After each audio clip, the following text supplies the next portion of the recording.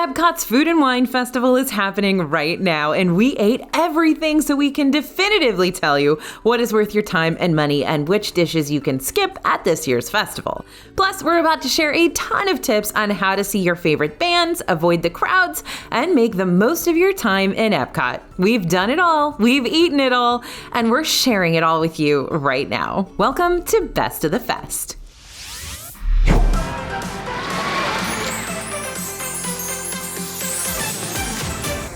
Hey everybody, it's AJ for Disney Food Vlog, and it is time for the biggest EPCOT festival of the year. EPCOT's International Food and Wine Festival is running now through November 22nd. This year, over 30 food booths offer up specialty eats and drinks, and there's even a brand new booth opening later in the festival. More on that in just a bit. Food may be the main attraction, but you can also catch live shows from famous bands, partake in some exclusive festival scavenger hunts, and buy so much festival-centric merch. The Eat to the Beat concert series performances are free with EPCOT admission and take place at the America Gardens Theater. Internationally known artists will perform Friday through Monday with local bands Tuesday through Thursday. Show times are 5:30, 6:45, and 8 p.m. This year you can see the Beach Boys, New Found Glory, Jordan Sparks, Hanson, Boyz II Men, Smash Mouth, Joey Fatone, and more. You can see the full lineup on our website, and stay tuned for a hot tip that will help you guarantee a seat at the show without having to wait hours in line. It is a very hot ticket. There are also scavenger hunts and food crawls to keep you entertained while you snack around the world. And if you've been a longtime food and wine fan like me, we know you are just as excited as I am that Parisian breakfast is back. This is a special event we haven't seen at Food and Wine since 2019. And let's be honest, we haven't seen any special events at Food and Wine since 2019.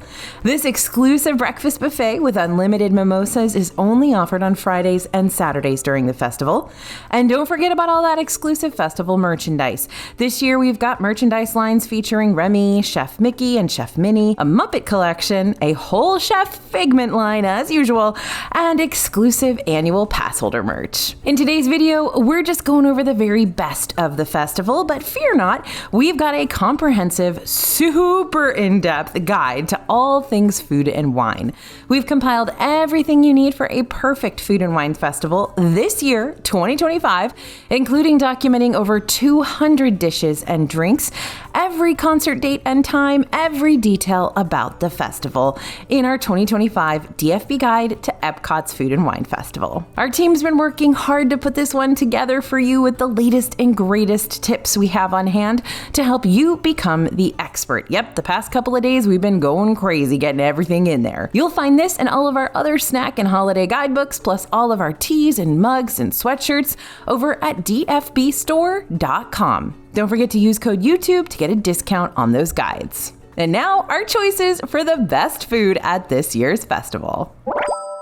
Ready to dive into our choices for the best food at this year's festival? All right, here we go. The Kirschwasser Torte at the Alps. It's a new dessert. It kicks off our best of the fest picks with cherry brandy buttercream, fondant, sugared almonds, and cherry compote. This is for those of you who love icing as much or more than the cake itself, like me. The cherries are delicious, fresh, and a bit tart, and the almonds add a terrific crunchy layer to this dish. This is one that actually gets better as it gets a bit melty, which yours definitely will in the Florida heat.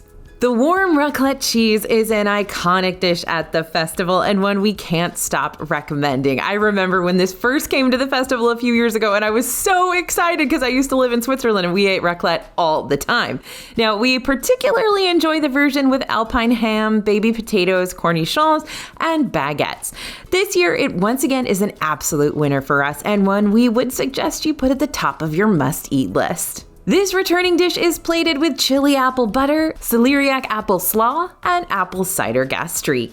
The pork tenderloin paired so well with the apple slaw, making it super flavorful, and the pork tenderloin is very juicy. They are not overcooking this at all, and the char from the grill gives it a nice textural thing that just works beautifully, a hint of crunch. This new creamy Mexican custard with caramel sauce and toasted almonds is just the right amount of sweet and creamy goodness when you're eating around the festival. It's a nice light light dessert, and the addition of toasted almonds gives a great crunchy topping that tastes homemade. The flauta de barbacoa is returning this year. These are fried tortillas filled with barbacoa beef, topped with salsa verde, romaine lettuce, crema mexicana, and queso fresco. The flauta was light and airy and not greasy at all. It is stuffed with juicy and delicious marinated meat, and the salsa was our favorite part. It had a little kick to it, and when combined with the cheese, this whole dish just melts in your mouth. This is a returning Best of the Fest from last year. Made with Cristalino, tequila, orange liqueur, and clarified lemon juice, this Clarita Margarita in Mexico is beautiful and very, very tasty. The freeze-dried fruit on top mixes with this clarified drink to create a bright and clear violet concoction. It's so pretty! Gulf Coast style seafood roll. This is a new dish this year with warm water lobster, rock shrimp, lobster bisque, and sherry creme fresh on a toasted brioche bun. This was incredible. With an amazing amount of lobster for the price and a heady lobster bisque, it feels like you're eating the best of lobster.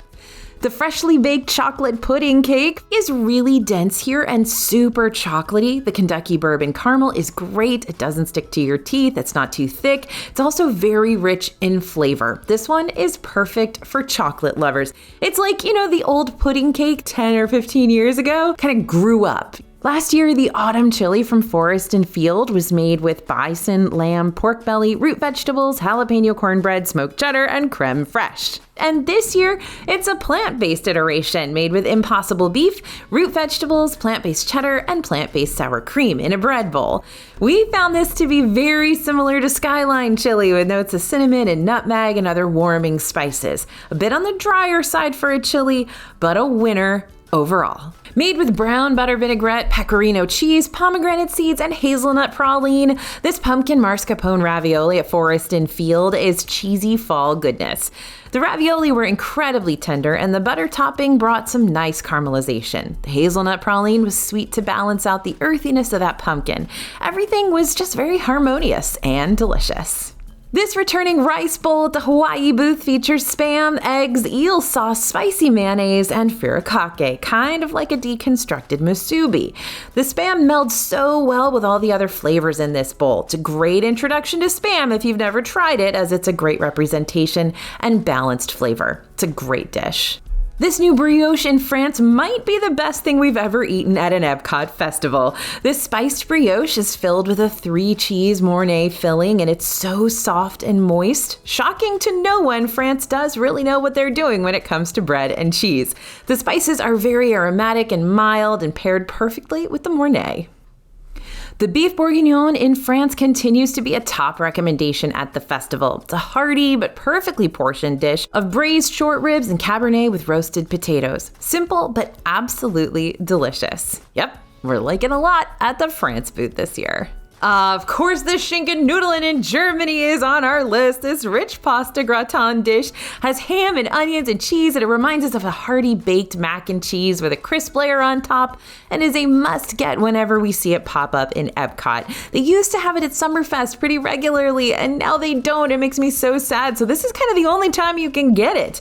The ham adds that nice saltiness and the noodles are soft. Overall, a 10 out of 10 dish. This one is very filling despite not looking like too much food. It's easy to split between a few folks if you're snacking around the festival. At a booth filled with French fries, these yucca fries always stand out for us. This is the fry basket, by the way, over in, well, I always call it Future World, but it is now World Discovery. You can get these on their own or as a part of the fry flight, but these are far and away our favorite.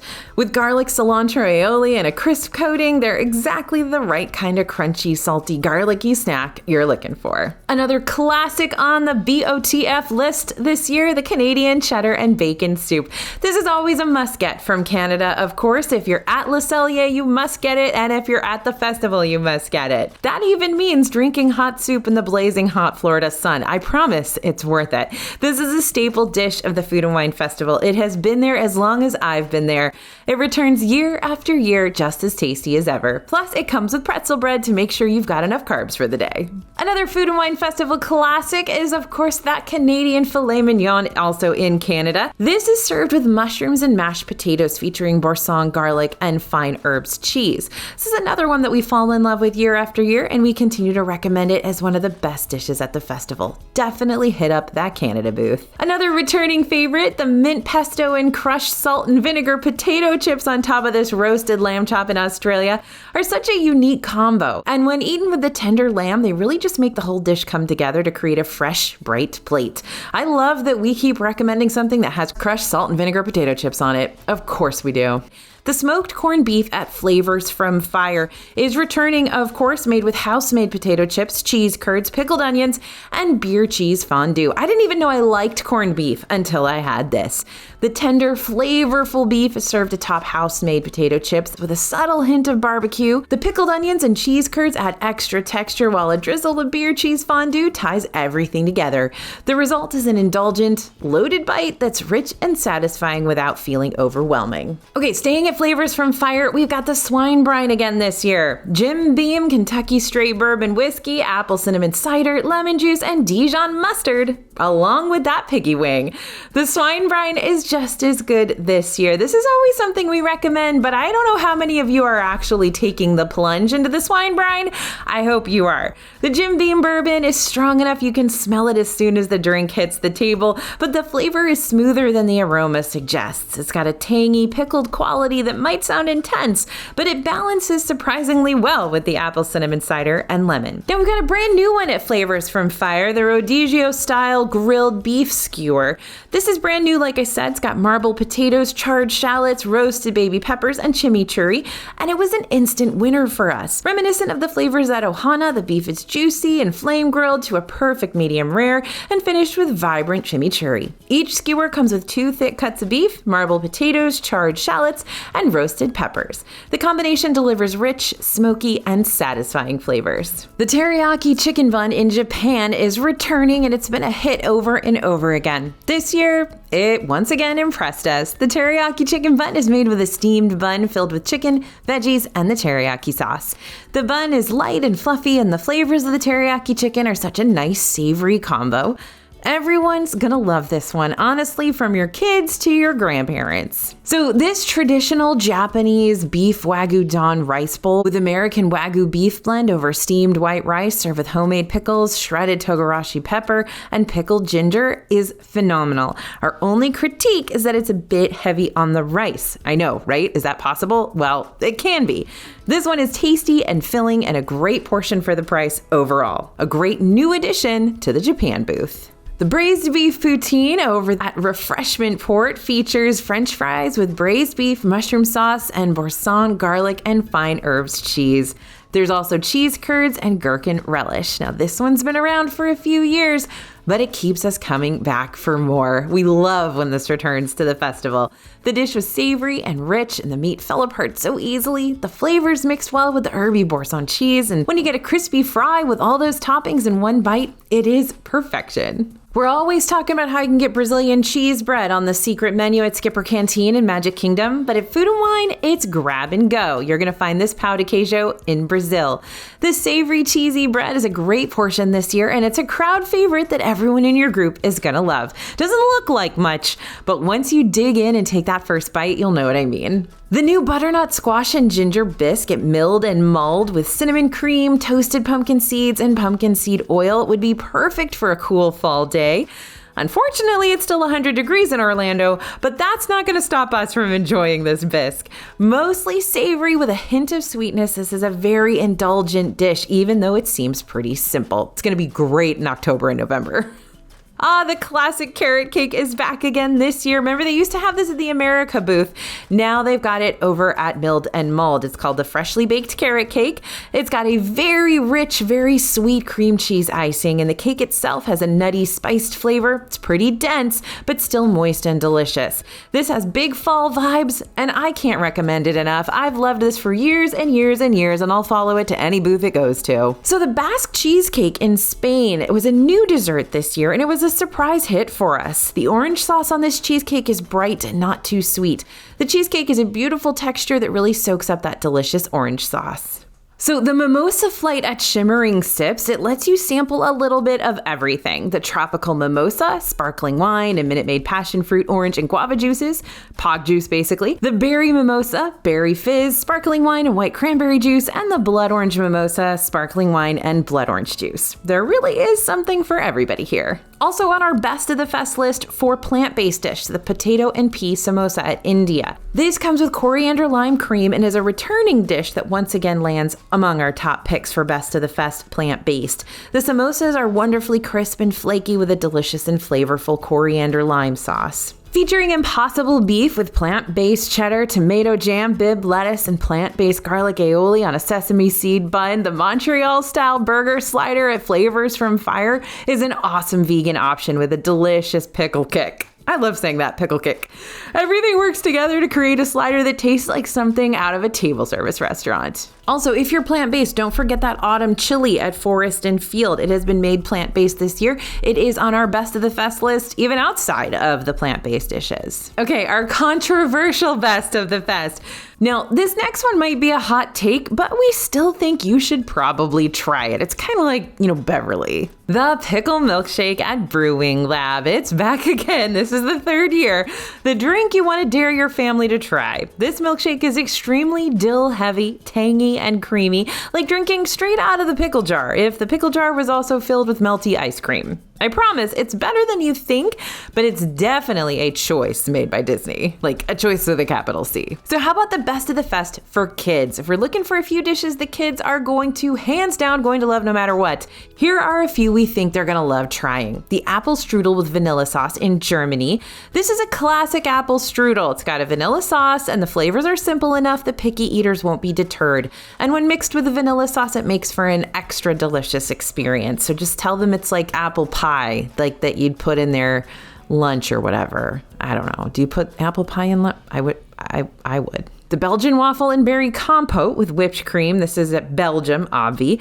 Another easy pick for the little ones. It's just a waffle with berry compote and whipped cream. Yep, just a waffle and berries and a bunch of sugar probably. The waffle was a little plain, but that can actually be a bonus for the kids. And of course, there's a chocolate version if they're not big on the berry compote. I probably would have liked the chocolate version better when I was a kid, and I actually kind of think I like the chocolate version better now, too. Next is the apple, cinnamon, and caramel mini churro sundae at Milled and Mauled. Yes, you have to get them started on the churros early, my friends. This is churros, vanilla gelato, apple cinnamon stuff, caramel, you're gonna love it.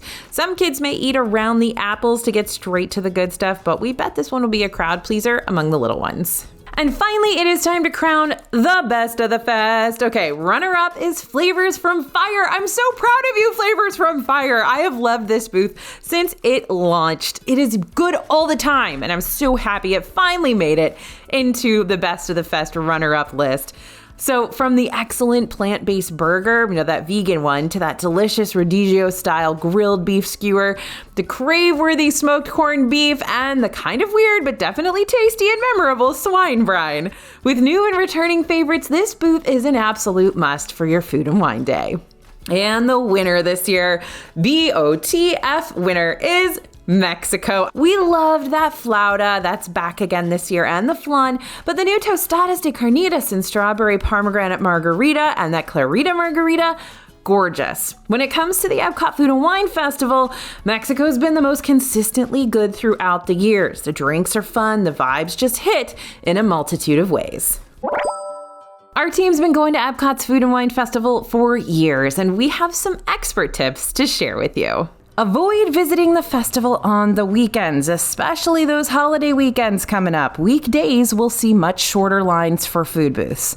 Pack a tray. Yep, like a cafeteria tray, so you don't have to worry about juggling all those little paper food boats and drinks as you find somewhere, hopefully not the top of a trash can, to set down your food and eat. Finding a table is less of a hassle than previous years, but there are still a few areas, like near the front of World Showcase, where you might have trouble finding a table. So have a plan of attack as well. When you get to EPCOT, don't forget to grab a festival passport as well, so you can check show times and more. Now, if you want that quick cheat sheet for the fest, we've got our updated map map and food checklists, and you can grab those for free at disneyfoodblog.com/foodwinemap. Or just scan the QR code. And don't forget that if you want more info, we've got every detail in our 2025 DFB Guide to Epcot's Food and Wine Festival at dfbstore.com. Don't forget those other festival activities too. Eat to the Beat concerts are happening nightly and lines can get long. So Eat to the Beat concert dining packages might be your best friend. These offer guests the chance to pair lunch or dinner,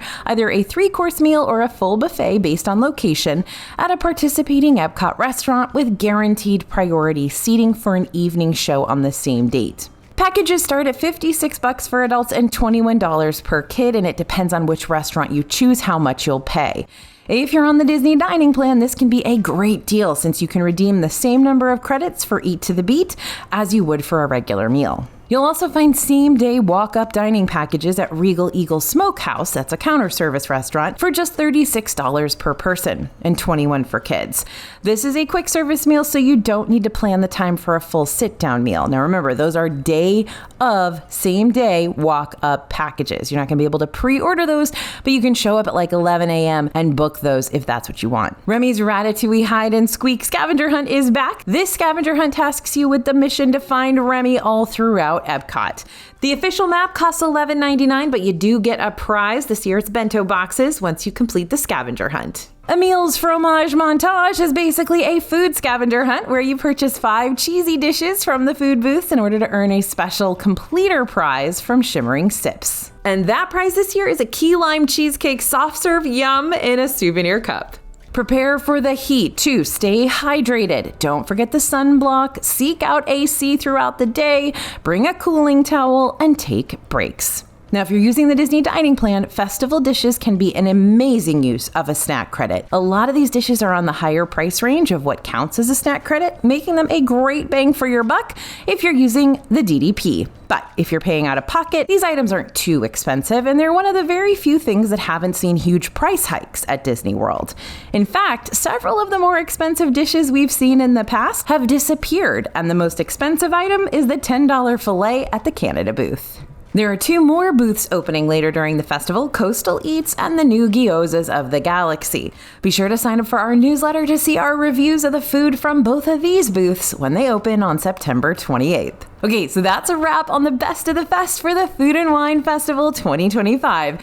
If there's a dish we didn't rank as a winner, we've still got a review over at disneyfoodblog.com. We're not going to leave you hanging. And of course, completely in-depth coverage in our ebook.